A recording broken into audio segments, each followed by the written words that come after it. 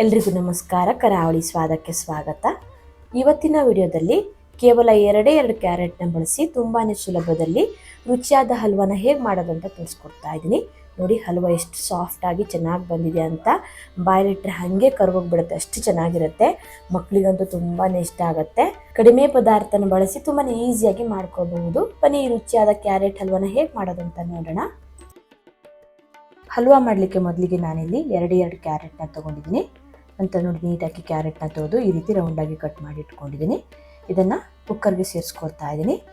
ಹಾಗೆ ಒಂದೇ ಒಂದು ಕಪ್ ಆಗುವಷ್ಟು ಹಾಲು ಹಾಕಿ ಕುಕ್ಕರಲ್ಲಿ ಒಂದು 2-3 ವಿಸಿಲ್ ಆಗೋ ತನಕ ಬೇಯಿಸ್ಕೊಳ್ಬೇಕು. ಓಪನ್ ಪಾತ್ರೆಯಲ್ಲೂ ಸಹ ಬೇಯಿಸ್ಕೊಳ್ಬಹುದು. ಕ್ಯಾರೆಟ್ನ ಈ ರೀತಿ ಬೇಯಿಸ್ಲಿಕ್ಕೆ ಟೈಮ್ ಇಲ್ಲ ಅಥವಾ ಬೇಯಿಸೋದು ಬೇಡ ಅಂತ ಅನಿಸಿದರೆ ಹಾಗೆ ಹಸಿಯಾಗಿ ಕ್ಯಾರೆಟ್ನ ಮಿಕ್ಸಿ ಜಾರಿಗೆ ಹಾಕಿ ರಸನ ಹಿಂಡಿ ಸಹ ಹಲ್ವಾನ ಮಾಡ್ಕೊಳ್ಬಹುದು. ಈ ರೀತಿ ಹಾಲಲ್ಲಿ ಬೇಯಿಸಿ ಮಾಡೋದ್ರಿಂದ ಟೇಸ್ಟ್ ತುಂಬಾ ಚೆನ್ನಾಗಿ ಬರುತ್ತೆ. ಕುಕ್ಕರ್ ವಿಜಿಲಾಗಿ ಪ್ರೆಷರ್ ಎಲ್ಲ ಹೋದ್ಮೇಲೆ ನಾನಿಲ್ಲಿ ಓಪನ್ ಮಾಡಿ ತೋರಿಸ್ತಾ ಇದ್ದೀನಿ. ನೋಡಿ, ಈ ರೀತಿ ಕ್ಯಾರೆಟ್ ಚೆನ್ನಾಗಿ ಬೆಂದಿರಬೇಕು. ನಂತರ ಇದನ್ನು ಮಿಕ್ಸಿ ಜಾರಿಗೆ ಅಥವಾ ಈ ರೀತಿ ಬ್ಲೆಂಡರ್ ಸಹಾಯದಿಂದ ನುಣ್ಣಗೆ ರುಬ್ಕೊಳ್ಳಿ. ಕ್ಯಾರೆಟ್ನ ಹಾಲಲ್ಲಿ ಬೇಯಿಸೋದು ಬೇಡ ಅಂತ ಅನಿಸಿದರೆ ನೀರು ಹಾಕಿ ಕೂಡ ಬೇಯಿಸ್ಕೊಳ್ಬಹುದು. ನುಣ್ಣಗೆ ಇದನ್ನು ರುಬ್ಕೊಳ್ಳಿ, ತರಿತರಿಯಾಗಿರಬಾರ್ದು. ನೋಡಿ, ಈ ರೀತಿ ನೈಸಾಗಿ ಪೇಸ್ಟ್ ಮಾಡ್ಕೊಳ್ಳಿ. ನೋಡಿ, ಈ ರೀತಿ ನುಣ್ಣಗೆ ಪೇಸ್ಟ್ ಮಾಡ್ಕೊಂಡ್ಮೇಲೆ ನಂತರ ಇದನ್ನು ಜರಡಿಗೆ ಹಾಕಿ ಸೋಸ್ಕೊಳ್ಬೇಕು.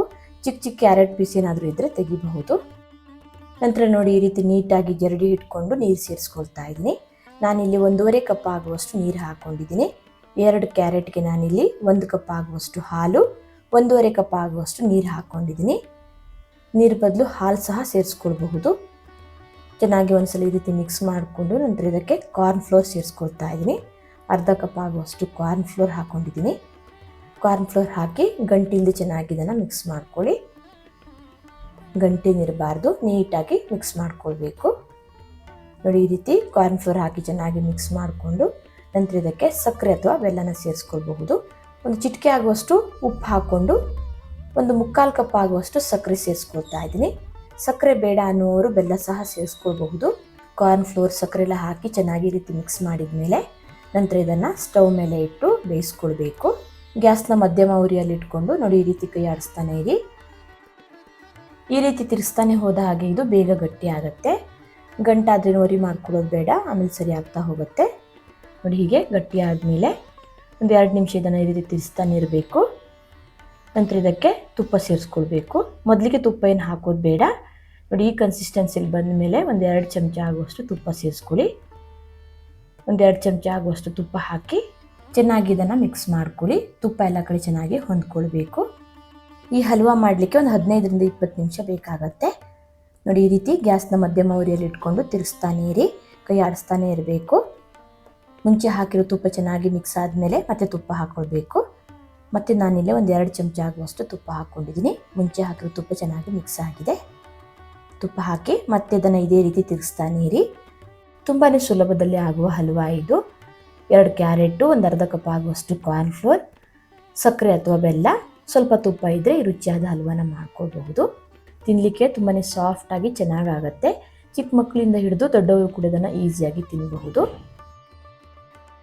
ಸ್ವಲ್ಪ ಇದು ಗಟ್ಟಿಯಾಗಿ ಮುಂಚೆ ಹಾಕಿರೋ ತುಪ್ಪ ಎಲ್ಲ ಚೆನ್ನಾಗಿ ಮಿಕ್ಸ್ ಆದಮೇಲೆ ಮತ್ತೆ ಒಂದು 2 ಚಮಚ ಆಗುವಷ್ಟು ತುಪ್ಪ ಹಾಕ್ಕೊಳ್ತಾ ಇದ್ದೀನಿ. ಹಾಗೆ ಒಂದು 1/4 ಚಮಚ ಆಗುವಷ್ಟು ಏಲಕ್ಕಿ ಪುಡಿ ಹಾಕ್ಕೊಳ್ತಾ ಇದ್ದೀನಿ, ಒಳ್ಳೆ ಘಮ ಬರುತ್ತೆ. ಟೋಟಲ್ ನಾನಿಲ್ಲಿ 6 ಚಮಚ ಆಗುವಷ್ಟು ತುಪ್ಪ ಹಾಕ್ಕೊಂಡಿದ್ದೀನಿ. ತುಪ್ಪ ಹಾಕಿ ಚೆನ್ನಾಗಿ ಈ ರೀತಿ ಮಿಕ್ಸ್ ಮಾಡ್ಕೊಳ್ಳಿ. ಹಾಕಿರೋ ತುಪ್ಪ ಮತ್ತು ಏಲಕ್ಕಿ ಪುಡಿ ಎಲ್ಲ ಚೆನ್ನಾಗಿ ಮಿಕ್ಸ್ ಆಗಲಿ. ಬೇಕಿದ್ರೆ ನಿಮ್ಗೆ ಇಷ್ಟವಾದ ಡ್ರೈ ಫ್ರೂಟ್ಸ್ನ ಸಣ್ಣದಾಗಿ ಕಟ್ ಮಾಡಿ ಕೂಡ ಸೇರಿಸ್ಕೊಳ್ಬಹುದು. ನಾನಿಲ್ಲಿ ಡ್ರೈ ಫ್ರೂಟ್ಸ್ ಏನೂ ಹಾಕ್ಕೊಂಡಿಲ್ಲ. ಎಲ್ಲಿವರೆಗೆ ಈ ಹಲ್ವಾನ ಬೇಯಿಸ್ಕೊಳ್ಬೇಕು ಅಂದರೆ ಪ್ಯಾನಿಂದ ಇದು ಬಿಟ್ಕೊಳ್ಬೇಕು. ಹಾಗೆ ನೋಡಿ, ಈ ರೀತಿ ಕಟ್ಟಾಗಿ ಬಿಡಬೇಕು. ಇಷ್ಟ ಆಗೋ ತನಕ ಈ ಹಲ್ವಾನ ಚೆನ್ನಾಗಿ ಬೇಯಿಸ್ಕೊಳ್ಬೇಕು. ಒಂದು 15-20 ನಿಮಿಷ ನಾನಿಲ್ಲಿ ಬೇಯಿಸ್ಕೊಂಡಿದ್ದೀನಿ. ನೋಡಿ, ಈ ರೀತಿ ರೆಡಿ ಆದಮೇಲೆ ಸ್ಟವ್ನ ಆಫ್ ಮಾಡಿಕೊಂಡು ಯಾವುದಾದ್ರೂ ಪ್ಲೇಟ್ಗೆ ಅಥವಾ ಟ್ರೇಗೆ ಹಾಕಿ ಸೆಟ್ ಆಗ್ಲಿಕ್ಕೆ ಬಿಡಬೇಕು. ನಾನಿಲ್ಲಿ ಸ್ವಲ್ಪ ತುಪ್ಪನ ಹಚ್ಕೊಳ್ತಾ ಇದ್ದೀನಿ, ಅಂಟ್ಕೋಬಾರ್ದು ಅಂತ. ನಂತರ ಬಿಸಿ ಇರುವಾಗಲೇ ಈ ಮಿಶ್ರಣನ ಹಾಕಿ ಸೆಟ್ ಆಗ್ಲಿಕ್ಕೆ ಬಿಡಬೇಕು. ತಣ್ಣದ್ಮೇಲೆ ಗಟ್ಟಿಯಾಗಿಬಿಡುತ್ತೆ, ಶೇಪ್ ಚೆನ್ನಾಗಿ ಬರಲ್ಲ. ನೋಡಿ, ಈ ರೀತಿ ನೀಟಾಗಿ ಎಲ್ಲ ಕಡೆ ಇದನ್ನು ಲೇವಲ್ ಮಾಡಿಕೊಂಡು ತಣಿಲಿಕ್ಕೆ ಬಿಡೋಣ. 1 ಗಂಟೆ ಇದನ್ನು ಹಾಗೆ ಬಿಟ್ಬಿಡಿ. ಫ್ರಿಜ್ಜಲ್ಲಿ ಇಡೋದೇನು ಬೇಕಾಗಿಲ್ಲ. ಚೆನ್ನಾಗಿ ತಣದ್ಮೇಲೆ ನಿಮಗೆ ಬೇಕಾಗಿರೋ ಶೇಪ್ ಅಥವಾ ಸೈಜ್ಗೆ ಇದನ್ನು ಕಟ್ ಮಾಡಿಕೊಂಡ್ರೆ ಆಯಿತು. ನೋಡಿ, 1 ಗಂಟೆ ಆದಮೇಲೆ ಚೆನ್ನಾಗಿ ತಣದ್ಮೇಲೆ ತೋರಿಸ್ತಾ ಇದ್ದೀನಿ.